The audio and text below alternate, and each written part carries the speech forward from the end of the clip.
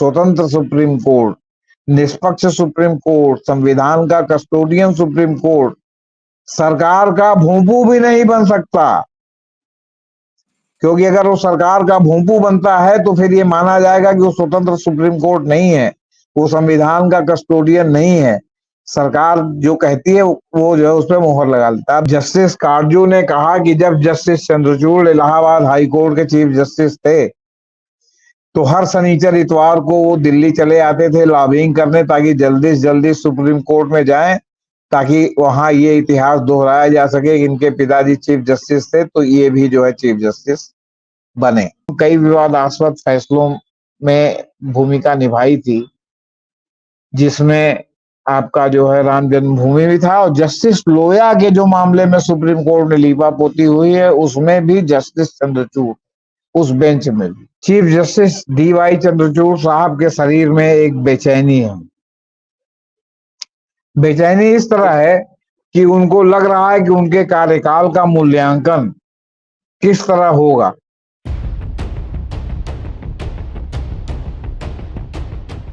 Supreme court का काम विपक्ष की भूमिका नहीं निभाना है, बात सही है और इसमें कोई दो राय नहीं हो सकती। लेकिन आखिर सुप्रीम कोर्ट का काम क्या है? सुप्रीम कोर्ट का काम सरकार की नीतियों में हाँ भी मिलाना नहीं। सुप्रीम कोर्ट का काम संविधान की रक्षा करना है। हम बात पक्ष या विपक्ष की नहीं कर रहे हैं, हम बात ये कर रहे हैं कि जब सुप्रीम कोर्ट के संज्ञान में कोई अगर मामला आए तो संविधान सम्मत उस पर बहस हो और संविधान सम्मत उस पर निर्णय आए। मसलन अयोध्या का मामला आपने देखा ही, ईडब्ल्यूएस का देखा ही, आपने जो है नीट का मामला देखा ही, सुप्रीम कोर्ट में आरक्षण के वर्गीकरण क्रीमी लेयर का मसला आपने देखा ही किस किस तरह के निर्णय आए, और इलेक्टोरल बॉन्ड का मसला भी आपने देखा ही।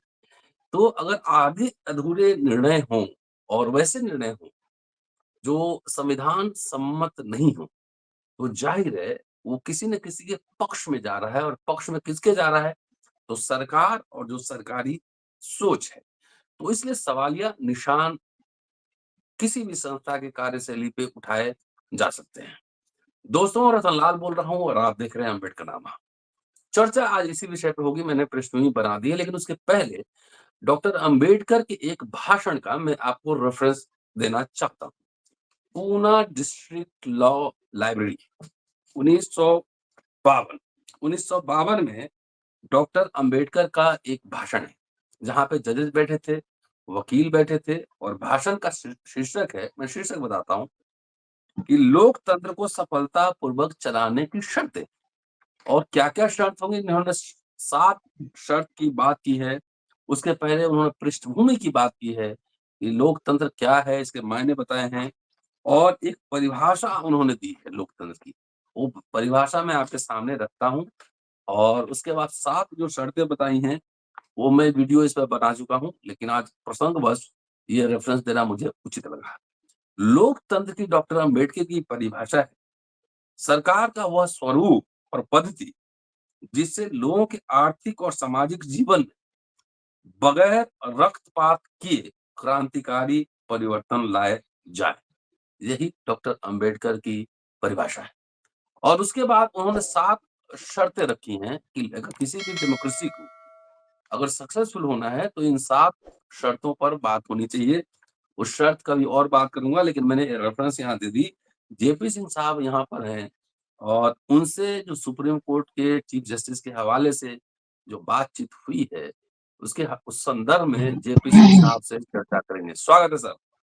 आज मैंने लंबा इंट्रोडक्शन दे दिया, वैसे मेरी आदत ये नहीं है, मैं कम बोलता हूँ। देखिए सर, पिछले 1 महीने से जी अब जस्टिस चंद्रचूड़ का कार्यकाल मुश्किल से 10-12 दिन का बचा है, क्योंकि बीच में दिवाली की छुट्टियां हो जाएंगी। जी जी 8 नवंबर इनका लास्ट वर्किंग डे है, और 10 नवंबर से ये अवकाश का वो हो जाएंगे, अवकाश प्राप्त हो जाएंगे। पिछले 1-1.5 महीने से चीफ जस्टिस डी.वाई. चंद्रचूड़ साहब के शरीर में एक बेचैनी है। बेचैनी इस तरह है कि उनको लग रहा है कि उनके कार्यकाल का मूल्यांकन किस तरह होगा। हो सकता है कि जो लोग भी इतने जिम्मेदार पदों पर रहते हों, वो उनका जब रिटायरमेंट का आता हो समय, तो उनको लगता हो कि मेरे कार्यकाल का मूल्यांकन किस रूप में होगा। अभी तक जहां जब से मैंने होश संभाला और जो है वो जुडिशियल और कानूनी मुद्दों पर मेरा एरिया ऑफ इंटरेस्ट होने के नाते ध्यान दिया, तो मुझे याद नहीं है कि और किसी चीफ जस्टिस ने अपने कार्यकाल के मूल्यांकन को लेकर आखिरी 1 महीने में कुछ कहा हो। इसलिए अभी 4-5 चीफ जस्टिसों से देख लिए, जस्टिस खेहर हो जिनके ऊपर तमाम आरोप लगा, उनके लड़के पर आरोप लगा कि नवाब तुकी से पैसा ले रहा था। जस्टिस दीपक मिश्रा हो जिनमें प्रसाद मेडिकल ट्रस्ट का जो है आरोप लगा। बोबड़े साहब हो जो मोटरसाइकिल चला के देख रहे थे, जिन पर काफी कंट्रोवर्सी हुई, प्रशांत भूषण ने उठा दिया। तो आपके रमना साहब थे जिनके ऊपर चीफ जस्टिस बनने के पहले ही आरोप जो है वो जगन मोहन रेड्डी ने लगा दिया कि ये जो है आंध्र प्रदेश के चीफ मिनिस्टर तत्कालीन जो पहले वाले थे, पूर्ववर्ती, जो फिर हो गए हैं, चंद्रबाबू नायडू के नजदीकी थे, और उनके इशारे पर इनकी लड़कियों वगैरह ने जो है वो अमरावती जो नई राजधानी बन रही है वहां जमीन पहले ही खरीद ली राजधानी बनने के पहले, ताकि एप्रिसिएट हो तो उसका पैसा मिले। ये एक प्रकार से प्रोफेशनल मिसकंडक्ट है, और ये उनके वकील वकील रहे हैं, एडवोकेट जनरल रहे हैं वहां के आंध्र प्रदेश के, अविभाजित आंध्र प्रदेश के। इसके बाद यूए ललित आए। यूए ललित डायरेक्ट जो है जो उससे आए थे, न्यायपालिका में आए थे वकालत से, और उनके बारे में आरोप था कि वो जो है क्या कहते हैं, एक प्रकार से सेमी कैडर हैं जो है संघ के। और उसके बाद चीफ जस्टिस चंद्रचूड़ आए। आने के पहले उन्होंने तमाम कई विवादास्पद फैसलों में भूमिका निभाई थी, जिसमें आपका जो है राम जन्मभूमि भी था, और जस्टिस लोया के जो मामले में सुप्रीम कोर्ट में लीपापोती हुई है उसमें भी जस्टिस चंद्रचूड़ उस बेंच में भी। और इन्होंने कोई कॉन्करेंट जजमेंट दिया था, इन्होंने कोई जो है उसके विपरीत जजमेंट नहीं दिया था, मतलब ये भी लोया की लीपापोती में शामिल थे। अब जाते जाते जब ये जा रहे हैं तो इनको लग रहा है कि हमारा मूल्यांकन कैसे होगा। तो आखिर किस अपराध बोध से चीफ जस्टिस चंद्रचूड़ ग्रस्त हैं, ये मेरा पहला सवाल है कि आखिर कौन सा अपराध बोध है, कौन सा गिल्ट है उनके मन में, जिसके कारण लगातार वो इस बात से चिंतित हैं कि उनके कार्यकाल का मूल्यांकन कैसे होगा। क्या उन्होंने होमोसेक्सुअलिटी को वैलिड ठहरा दिया, उस बेंच में शामिल थे? क्या उन्होंने इलेक्टोरल बॉन्ड को अवैध घोषित कर दिया, उस बेंच में शामिल थे? तो इन्हीं 2-3-4 फैसलों को लेकर क्या वो चाहते हैं कि वो जो है क्या कहते हैं उनका जो है लोग प्रशस्ति गाएं, लोग भूल जाएं कि पेगासस कांड में सुप्रीम लीपापोती के वो मुख्य जननायक वो थे, आपके क्या कहते हैं नायक थे। जो जुडिशियल लीपापोती हुई पेगासस कांड की, जिसमें राहुल गांधी तक के फोन को टेप किया गया था, जिसमें आरोप है कि भीमा कोरेगांव के सारे लोगों को जो है पेगासस के द्वारा फंसाया गया, और भी तमाम नाम आए थे। लेकिन इस तरह की टेक्निकल समिति बनाई, उस टेक्निकल समिति में ऐसे लोगों को रखा जिनका कॉन्फ्लिक्ट ऑफ इंटरेस्ट था, ये बात उठाने पर भी वो नहीं माने। अभी हिंडनबर्ग मामले में उन्होंने अडानी के मामले में बिल्कुल क्लीन चिट दी। अब देश कैसे भूल सकता है कि वो अटल बिहारी वाजपेयी के कार्यकाल। जेपी साहब, ही इज अ वेरी हाँ, soft spoken and very learned, सुन तो लीजिए, अब जज। देश ये कैसे भूल सकता है कि वो जो है वो क्या कहते हैं अटल बिहारी वाजपेयी की सरकार में जो है एडिशनल सॉलिसिटर जनरल या मतलब सरकारी पद पर थे, उनके कार्यकाल में बॉम्बे हाई कोर्ट के जज बने। ये देश कैसे भूल सकता है? अरुण जेटली से इनके बहुत घनिष्ठतम संबंध थे। और मैं नहीं कह रहा हूं, जस्टिस काटजू का सोशल मीडिया पर दिया गया इंटरव्यू अभी भी लहरा रहा है। जस्टिस काटजू ने कहा कि जब justice Chandrachud Allahabad high court के चीफ जस्टिस थे, तो हर शनिचर इतवार को वो दिल्ली चले आते थे लॉबिंग करने, ताकि जल्दी से जल्दी सुप्रीम कोर्ट में जाएं, ताकि वहां ये इतिहास दोहराया जा सके कि इनके पिताजी चीफ जस्टिस थे तो ये भी जो है चीफ जस्टिस बने। इसका आज तक खंडन मंडन नहीं है। जस्टिस काटजू ने ये बात जो है मतलब एकदम मान कैमरा कही है, ये कोई मतलब पीठ पीछे छुपी हुई बात नहीं है। अब इसके बाद जब हुआ कि साहब आपने इलेक्टोरल बॉन्ड रद्द करके बड़ा अच्छा काम किया है, लेकिन आखिर जो 5 साल 7 साल से जो वसूली हो रही थी उस पर भी तो कोई कार्रवाई करनी चाहिए, उसको इन्होंने खारिज कर दिया। नीट में इन्होंने सरकार को सीधे सीधे बचा लिया, कुछ लोगों को आंशिक कार्रवाई करते हुए नीट की वैलिडिटी बरकरार रखी, तमाम प्रतिभाशाली छात्रों के साथ घोर अन्याय हुआ। तो कहने का मतलब है कि आखिर ये अगर मन पर बोझ है तो आपके कहने से कि आपका कैसे मूल्यांकन होगा। फिर आप सफाई में क्या कह रहे हैं कि अगर हम आपके पक्ष में फैसला दें तो अद्भुत, और विपक्ष में फैसला दें तो संस्था को आप बदनाम कर रहे हैं, ऐसा जस्टिस चंद्रचूड़ साहब ने अभी पिछले हफ्ते के दौरान कहा है। उन्होंने कहा कि भाई हम सुप्रीम कोर्ट विपक्ष की भूमिका नहीं निभा सकता, ये संसद में विपक्ष और सत्ता पक्ष चलता है। लेकिन मैं इस पर सवाल कर रहा हूं कि निश्चित रूप से आपने सही कहा है कि सुप्रीम कोर्ट विपक्ष की भूमिका नहीं निभा सकता, लेकिन यहीं पर यह बात भी लागू है कि स्वतंत्र सुप्रीम कोर्ट, निष्पक्ष सुप्रीम कोर्ट, संविधान का कस्टोडियन सुप्रीम कोर्ट सरकार का भोंपू भी नहीं बन सकता। क्योंकि अगर वो सरकार का भोंपू बनता है तो फिर ये माना जाएगा कि वो स्वतंत्र सुप्रीम कोर्ट नहीं है, वो संविधान का कस्टोडियन नहीं है। सरकार जो कहती है वो जो है उस पर मोहर लगा लेता है। आप देखिए, आज ही सुप्रीम कोर्ट में एक बहुत ही विवादास्पद याचिका संविधान से संबंधित आई, जिस पर 15 नवंबर को या 18 नवंबर को जो है मतलब क्या कहते हैं कोर्ट विचार करेगी, जब ये नहीं रहेंगे। वो आई थी जस्टिस संजीव खन्ना के सामने। उन्होंने मौखिक रूप से कहा कि संविधान में धर्मनिरपेक्षता अंतर्निहित है, उसको नहीं बदला जा सकता। लेकिन वो जो धर्मनिरपेक्ष शब्द ये जो आपका जो है संविधान में संशोधन करके लगाया गया, उसको हटाने की याचिका है कि भारत वो तो उसमें उन लोगों का दूसरे पक्ष का कहना था, जिसमें सुब्रमण्यम स्वामी, अश्विनी उपाध्याय, जिन्होंने सब याचिका दाखिल की है कि हम भारत का तो संविधान धर्मनिरपेक्ष ही है, लेकिन ये शब्द जो जोड़ा गया है उस जोड़ने के हम लोग खिलाफ याचिका लेके आए। अब उन्होंने उसको विचार करने के लिए मान लिया। तो कहने का मतलब है कि जो आरोप केंद्र पर लग रहा है, अब अश्विनी उपाध्याय क्या है, भाजपा के वकील हैं। सुब्रमण्यम स्वामी क्या है, भाजपा के सांसद रहे हैं। आए दिन जो है वो क्या कहते हैं मोदी जी तक को नसीहत देते हैं और किसी के बारे में कुछ भी कहते हैं, और घोर भाजपाई हैं, इसमें तो कोई बहस नहीं है ना। तो वो अगर कहने का मतलब है कि आप जो काम स्वयं नहीं कर पाते उसको जो है आप आज न्यायपालिका के कंधे पर रख के कराना चाहते हैं, और उसको सुप्रीम कोर्ट मान्यता दे रहा है, तो इसको क्या कहा जाए। और उसमें विचार कर रहा है, माहौल बना रहा है। अब प्लेसेस ऑफ वर्शिप एक्ट, जिसमें था कि जो है बाबरी मस्जिद के अलावा बाकी जितने भी धार्मिक और जो है वो क्या कहते हैं ऐतिहासिक स्ट्रक्चर हैं, उनमें कोई बदलाव नहीं होगा। 1950 के डेट में जो थे वो अंत में रहेंगे। चंद्रचूड़ साहब की पीठ ने जो है उस पर उसको चुनौती स्वीकार कर ली, उस पर वो विचाराधीन है, उस पर डिसाइड नहीं कर रहे हैं। और उसकी आड़ में ज्ञानवापी मस्जिद से लेके श्री कृष्ण जन्मभूमि तक का मामला खुल गया।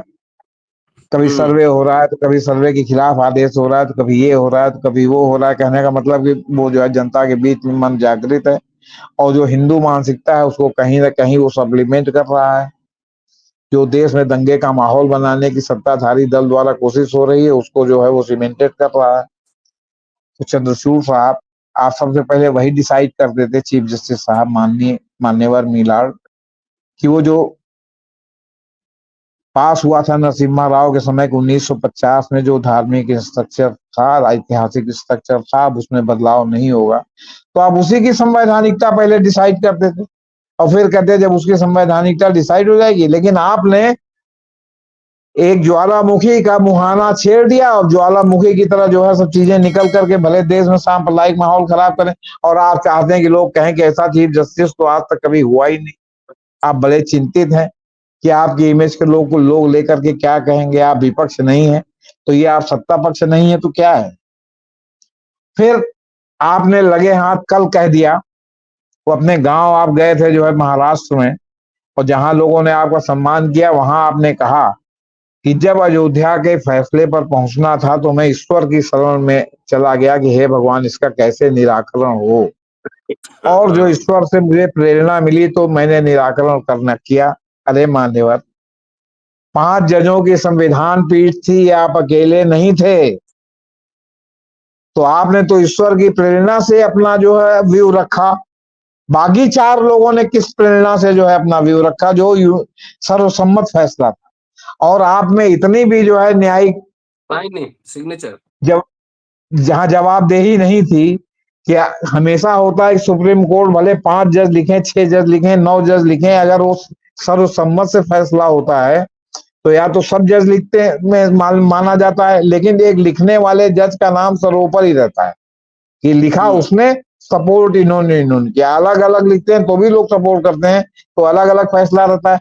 इसमें तो यही फैसले में नहीं लिखा कि किस जज ने लिखा है, और फिर 5 जज थे तो आपका अंतःकरण जो भी कहे, आपको ईश्वर ने नॉन बायोलॉजिकल जो है प्रेरणा आपको जो भी मिली, प्रधानमंत्री वाली लैंग्वेज आप बोल रहे हैं, नॉन बायोलॉजिकल प्रेरणा आपको चाहे जो मिली, तो वो जो प्रेरणा मिली तो बाकी 4 जजों को कौन से प्रेरणा मिली, या उन जजों को भी आपने जो है मिसराइज किया, आपने जो है ईश्वरीय प्रेरणा से कि वो जो है आपकी लाइन में गिर जाए। उसमें जस्टिस रंजन गोगोई भी थे, जस्टिस नजीर भी थे, और 2 जज लोग थे, तो वो उनको प्रेरणा कहाँ से मिली। तो आपको ईश्वरीय प्रेरणा मिली तो आप नॉन बायोलॉजिकल प्रेरणा से आपने दिया, जिससे प्रधानमंत्री नॉन बायोलॉजिकल है और वो कुछ करने के लिए पैदा हुए हैं, तो आप भी न्यायपालिका में कुछ करने के लिए, अच्छा अयोध्या फैसला देने के लिए आपने जन्म लिया। जी मैं कुछ कह रहा था, मैं भूल गया। एनीवेज याद आ गया। मेरी पीएचडी काशी प्रसाद जायसवाल पे है। Kashi Prasad ji Jaiswal was legendary barrister, legendary barrister, आप नाम सुने जी होंगे।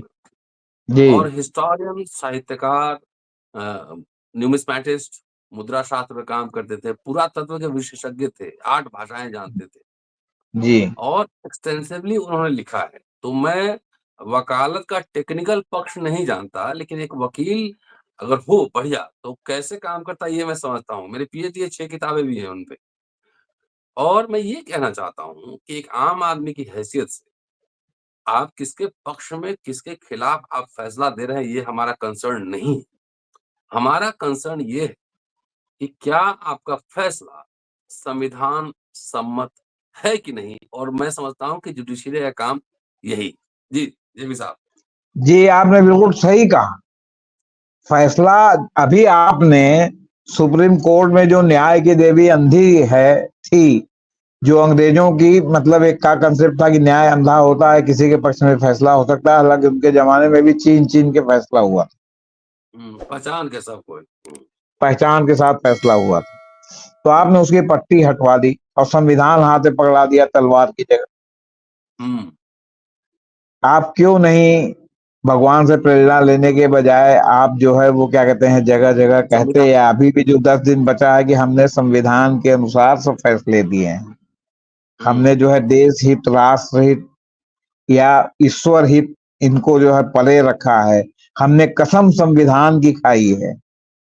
हमने जब कसम संविधान की खाई है तो हम संविधान के अनुसार, आखिर संविधान में आप संविधान की जब कसम जो शपथ जज लोग खाते हैं उसमें ईश्वर हुँ, का नाम कहीं नहीं है। वो संविधान नहीं, का संरक्षण, संविधान का अनुरक्षण, संविधान को अक्षुण्ण रखने की कसम खाते हैं और उसके अनुसार काम करते हैं। क्या आप हृदय पर हाथ रख के कह सकते हैं कि अयोध्या का फैसला जो टाइटिल सूट नहीं संविधान था, संविधान संविधान सम्मत सम्मत है। है, कानून के शासन के अनुरूप है? क्या आप कह सकते नहीं हैं? भैया, ठीक मैं है, आपने 3-4 ईश्वर ने केस प्रेरणा दी, ईश्वर के अनुरूप चा है कि संविधान के अनुरूप है, ये भी आपको स्पष्ट रूप से बताना चाहिए, अगर आप चाहते हैं कि आपके कार्यकाल के लोग जो है वो क्या कहते हैं, भूरी भूरी प्रशंसा करें तो। जी मैं 3-4 केस का हवाला दे। अब एससी-एसटी वर्गीकरण, क्रीमी लेयर पे भी आया, सुप्रीम कोर्ट से ही फैसला आया। एससी-एसटी एक्ट पे आया था, रोस्टर पे आया था। तमाम इस तरह के फैसले आए जो विवाद के केंद्र में रहे। उस समय तो चंद्रचूड़ साहब नहीं थे, लेकिन उनके कार्यकाल के दौरान इलेक्टोरल बॉन्ड से लेके नीट से लेकर ये आपको ईडब्ल्यूएस का मसला भी आया और आपको सब कैटेगराइजेशन का मसला आया। तो जो फैसले आए, क्या वो सारे संविधान सम्मत थे? ये मुझे जी, आप असली यही यही बात तो है ना, यही तो मैं कह रहा हूँ। भाई आपको लगता होगा कि संविधान सम्मत थे, अब मुझे नहीं लगता कि वो संविधान सम्मत है। बहुत से न्यायविदों को नहीं लगता संविधान सम्मत है, बहुत लोगों को नहीं लगता कि संविधान सम्मत है। तो अब सवाल इस बात का है कि आपने अपने कार्यकाल में एक जनरल रिमार्क पास किया कि विचारधारा से न्यायपालिका में जज की कुर्सी पर बैठने का कोई संबंध नहीं। हुँ। आपने जस्टिस गौरी की नियुक्ति की तमिलनाडु में, जो सीधे सीधे जो है वो क्या कहते हैं, भारतीय जनता पार्टी संघ की कैडर थी, और तमाम विरोधों को आपने दरकिनार किया। आपके कार्यकाल में यही बता दीजिए कि कितने नारंगी विचारधारा के जजों की नियुक्ति हुई। आपके कार्यकाल में जस्टिस गंगोपाध्याय, जो कलकत्ता हाई कोर्ट में बैठ के लगातार एक चुनी हुई सरकार को डिस्टेबलाइज कर सकते थे। सरकार उचित हो सकती है, सरकार अनुचित हो सकती है, चुनी हुई सरकार को जनता ही हटाएगी। आप जो है उस सरकार के कार्य के जो है कोई जो अगर असंवैधानिक डिसीजन है, कानून के विपरीत है, तो उस पर कह सकते हैं, आप उसको डिस्टेबलाइज नहीं कर सकते। और वो गंगोपाध्याय ने इस्तीफा दे करके और भाजपा से चुनाव लड़ा संसद का। ये क्या है माननीय मिलाड? वहां एक और जज थे जो आपके उड़ीसा के थे, जो उन्होंने कहा कि मैं तो संघ का जो है आजीवन समर्पित कार्यकर्ता था। ये क्या है? उत्तर प्रदेश में आपके हैदराबाद हाई कोर्ट में आपने एक जस्टिस शेखर यादव को नियुक्त किया, जो आपके जमानत के आदेश में कहते हैं कि गोमूत्र और जो है 1 महीने तक जो है वो गोबर और गोमूत्र की सेवा करनी पड़ेगी।